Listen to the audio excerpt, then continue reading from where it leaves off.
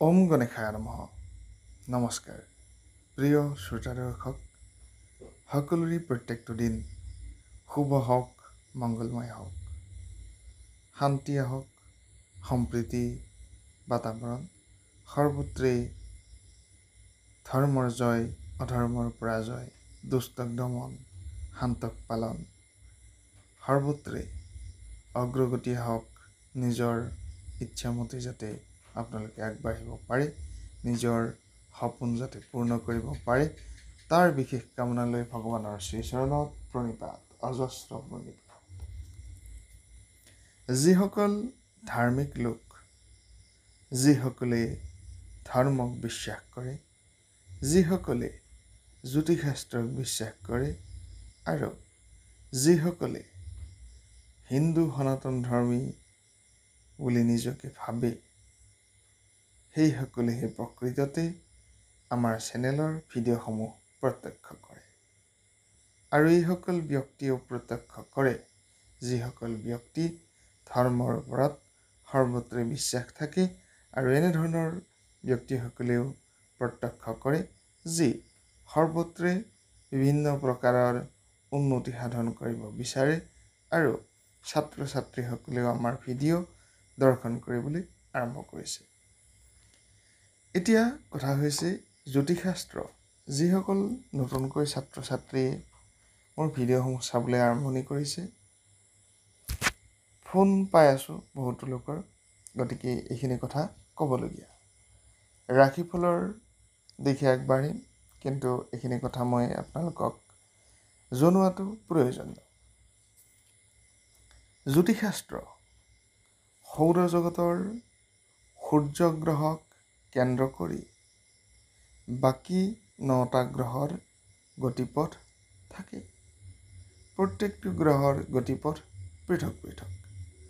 আমি যদি বৈজ্ঞানিক দৃষ্টিভংগীৰে চাবলৈ যাওঁ, বুধ, শুক্ৰ, পৃথিৱী, মংগল, বৃহস্পতি, শনি, ইউৰেনাছ, নেপচুন, প্লুটো এইকেইটা গ্ৰহৰ কথা উল্লেখ কৰা হয়।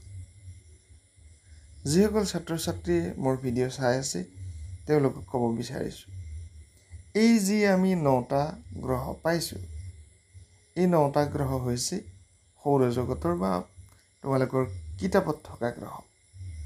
আমি সাধাৰণতে ছায়াগ্ৰহৰ কথাও উল্লেখ কৰোঁ। ছায়াগ্ৰহ হৈছে ৰাহু আৰু কেতু। ৰাহু আৰু কেতু হৈছে ছায়াগ্ৰহ, যি পৃথিৱীৰ ছায়া বুলি কোৱা হয়। কিতাপত ঠিক তেনেধৰণে পোৱা যায়, বা বৈজ্ঞানিক দৃষ্টিভংগীৰে ঠিক তেনেধৰণে কোৱা যায় যে পৃথিৱীৰ ছায়া। আৰু এই ছায়াগ্ৰহ সেইকাৰণে কোৱা হয় যে পৃথিৱীৰ ছায়াটোক ছায়াগ্ৰহ হিচাপে বিবেচনা কৰা হয়, বা ৰাহু কেতু গ্ৰহ হিচাপে বিবেচনা কৰা হয়। তোমালোকক স্বাগতম জনাইছোঁ। ভিডিঅ' যদিও চোৱা, সৰ্বত্ৰে সকলো সময়তে মোবাইলৰ ব্যৱহাৰ একেবাৰেই ভাল নহয়। মৰমৰ ছাত্ৰ ছাত্ৰীসকল, তোমালোকৰ ভৱিষ্যত গঢ়িবৰ বাবে বিদ্যা আহৰণ কৰাটো যথেষ্ট প্ৰয়োজনীয়। গতিকে বিদ্যা আহৰণ কৰা, খালী থকা সময়ত খেল ধেমালি কৰাটো বহুত প্ৰয়োজনীয়।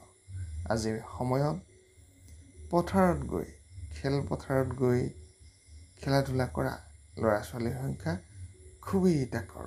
গতিকে খেলপথাৰত গৈ খেলা ধূলা কৰিব লাগে।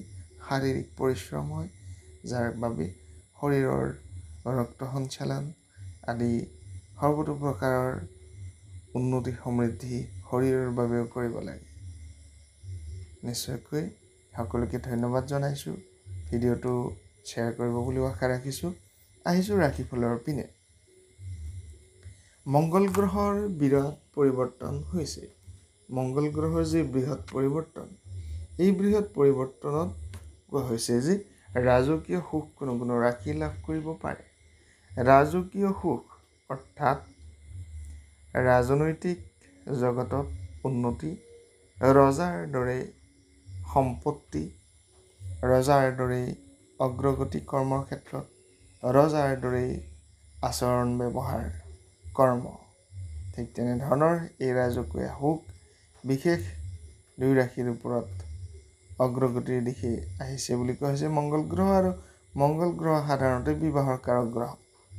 যিসকলৰ বিবাহ এতিয়ালৈকে হোৱা নাই তেওঁলোকে যদি জ্যোতিষীয় সমিধান বিচাৰে মোৰ সৈতে কথা পাতিব পাৰে। বিভিন্ন গ্ৰহজনিত সমস্যাৰ বাবেও বিবাহৰ ক্ষেত্ৰত কিছু আউল লাগি থাকে আৰু এই সৰু সুৰা দুই এটা যদি নিয়ম আপোনালোকে মানিব পাৰে অবিবাহিতসকলৰ বাবে যথেষ্ট ভাল। শীঘ্ৰেই বিবাহৰ যুগ আহি পৰে। জন্মকুণ্ডলী বিষয়ে কিন্তু জানিব লাগিব। যোগাযোগ কৰিব হোৱাটছআপত। বিশেষ তোলপাল লগাই দিব দুই ৰাশিৰ আয় উন্নতি সৌভাগ্য চাকৰি প্ৰেম বিবাহ এনে ক্ষেত্ৰত। মংগল গ্ৰহৰ সাধাৰণ অৱস্থান যদি ক'ব যাওঁ মংগল গ্ৰহৰ সাধাৰণ অৱস্থান হৈছে গ্ৰহসকলৰ সেনাপতি।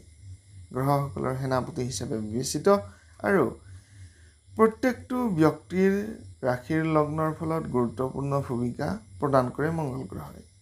এই মংগল গ্ৰহই শক্তিৰ কাৰক গ্ৰহ হিচাপেও পৰিগণিত।